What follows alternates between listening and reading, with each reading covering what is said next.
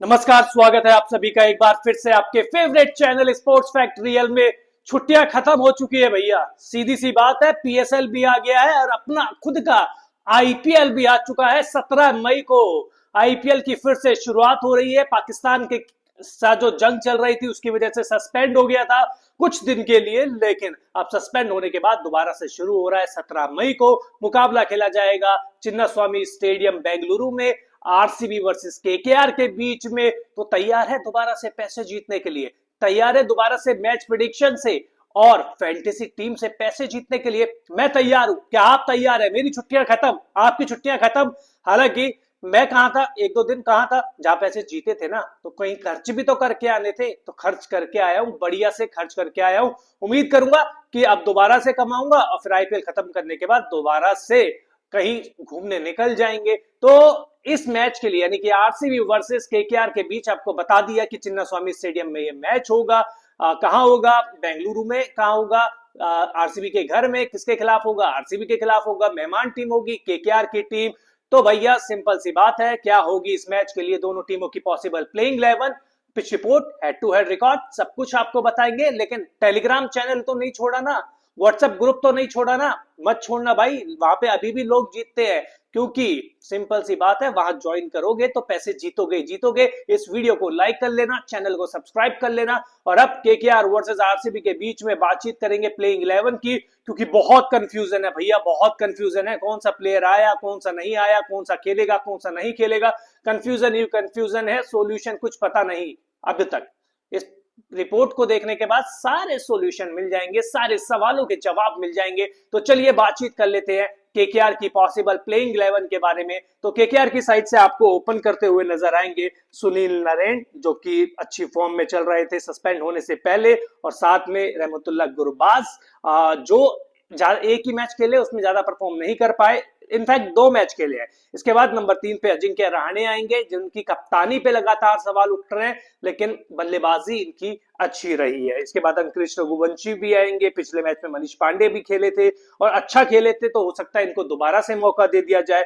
रिंकू सिंह भी धीरे धीरे फॉर्म में आ रहे हैं। आंद्रे रसेल अपने पुरानी फॉर्म में आ चुके हैं। रमनदीप सिंह का रोल क्या है मुझे नहीं पता, इनको बाहर करके एक एक्स्ट्रा तेज गेंदबाज खिला लेना चाहिए मुझे लगता है। और क्या कौन क्या होगा वो देखने वाली बात होगी। क्या चेतन सकारिया होंगे? मोइन अली को मौका मिल सकता है, वैभव अरोड़ा और वरुण चक्रवर्ती तो है ही, और हर्षित राणा एक इंपैक्ट प्लेयर के रूप में आपके पास आ जाएंगे। तो केकेआर की टीम ज्यादा बदलाव नहीं है, सामने आरसीबी की टीम है। अब आरसीबी की टीम में अच्छी चीज क्या है? फिल सॉल्ट आ चुके हैं, रोमारियो शेफर्ड वापस आ चुके हैं, बेथेल वापस आ चुके हैं। हालांकि कुछ मैचेस के लिए आए हैं, लेकिन इस मैच में तो खेलेंगे। कौन कौन खेलेगा चलिए देख लेते हैं। तो आरसीबी की साइड से आपको ओपन करते हुए नजर आएंगे जैकब बेथेल और विराट कोहली। अब फिल सॉल्ट फिट तो हो चुके हैं, वापस भी आ चुके हैं, लेकिन जैकब बेथेल ने इतना अच्छा प्रदर्शन किया है कि आप उनको क्या बाहर कर पाएंगे? विराट कोहली टेस्ट से संन्यास ले लिया और अब हम इनको आईपीएल और केवल वनडे फॉर्मेट में ही देख पाएंगे।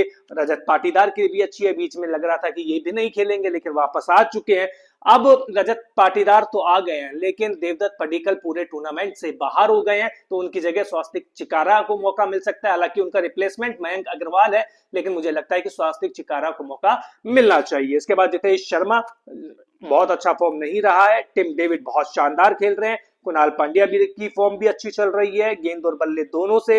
रोमारियो शेफर्ड ने 14 गेंद पर ये 50 बना के बता दिया था कि क्यों खिला रहे हैं, और गेंदबाजी भी कर लेते हैं। भुवनेश्वर कुमार भी कसी हुई गेंदबाजी कर रहे हैं। लुंगी एंगडी आपको इस मैच में खेलते हुए दिखाई देंगे। क्यों? क्योंकि जॉश हेजलवुड आ तो गए हैं, लेकिन अभी भी उनके खेलने पे संशय बरकरार है, और यश दयाल इस टीम के साथ आपको बनते हुए दिखाई देंगे। तो दोनों टीमों की पॉसिबल प्लेइंग 11 हो गई। अब दोनों टीमों के बीच में अगर हेड टू हेड रिकॉर्ड के बारे में बातचीत करें, तो केकेआर वर्सेस आरसीबी के बीच में हेड टू हेड रिकॉर्ड देखें तो इन दोनों टीमों के बीच में कुल 35 मैच हुए हैं, जिसमें से आरसीबी ने 15 मैच जीते हैं और केकेआर 20 मैच जीतने में कामयाब रहा है। यानी कि हेड टू हेड रिकॉर्ड में केकेआर का पलड़ा भारी है, लेकिन ये नई आरसीबी की टीम है। अब ये head to head record overall है। अब ये मैच बेंगलुरु में हो रहा है, तो बेंगलुरु में जब भी ये टीम में भिड़ती है तब क्या होता है चलिए देख लेते हैं। तो आरसीबी वर्सेस केकेआर इन बेंगलुरु, यहां पर 12 मैच हुए हैं बेंगलुरु में इन दोनों टीमों के खिलाफ, और आपको जानकर आश्चर्य होगा कि केकेआर ने यहां पर 8 मैच जीते हैं और आरसीबी अपने घर पे केकेआर के खिलाफ केवल 4 मैच जीतने में कामयाब रहा है। एक शॉकिंग मेरे लिए ये था जब मैं ये ग्राफिक्स बनवा रहा था, जब मैं रिसर्च कर रहा था। अब आरसीबी का घर है बेंगलुरु, तो बेंगलुरु में आरसीबी का प्रदर्शन कैसा रहता है? हालांकि पिछले मैच में चेन्नई को हराया है उन्होंने, लेकिन कैसा रहता है प्रदर्शन देख लेते हैं। तो आरसीबी इन बेंगलुरु 98 मैच खेले हैं, 46 मैच जीते हैं और 46 मैच हारे हैं, यानी कि 50-50 का रिकॉर्ड आप अगर मानेंगे तो बहुत खराब नहीं कहेंगे, क्योंकि दिल्ली का या एक दो टीमों का और ज्यादा खराब है पंजाब का, लेकिन इनका रिकॉर्ड 50 है तो ठीक है, आप ठीक ठीक सा कहेंगे, बहुत अच्छा तो आप कह भी नहीं सकते। तो हेड टू हेड रिकॉर्ड भी हो गए। अब पिच रिपोर्ट, चलिए पिच रिपोर्ट भी आपको बता देते हैं, सबसे जरूरी पिच रिपोर्ट। अब क्योंकि इतने दिनों के बाद मैचेस हो रहे हैं तो पिच में भी तो बदलाव आएगा ना, क्योंकि फ्रेश पिच मिलेगी अब। तो अगर आरसीबी वर्सेस केकेआर के बीच में पिच रिपोर्ट के बारे में बातचीत करें तो बेंगलुरु के एम चिन्नास्वामी स्टेडियम के पिच रिपोर्ट बल्लेबाजों के लिए मददगार मानी जाती है। वहीं इस मैदान की बाउंड्री छोटी होने की वजह से यहाँ पर चौके छक्के खूब देखने को मिलते हैं, लेकिन शुरुआत में तेज गेंदबाजों के लिए पिच थोड़ी अनुकूल होती है, मगर खेल आगे बढ़ने पर बैट्समैन गेंदबाजों के ऊपर हावी हो जाता है। इन सब के अलावा बेंगलुरु में ओस भी गिरती है, जी बिल्कुल गिरती है, ड्यू फैक्टर।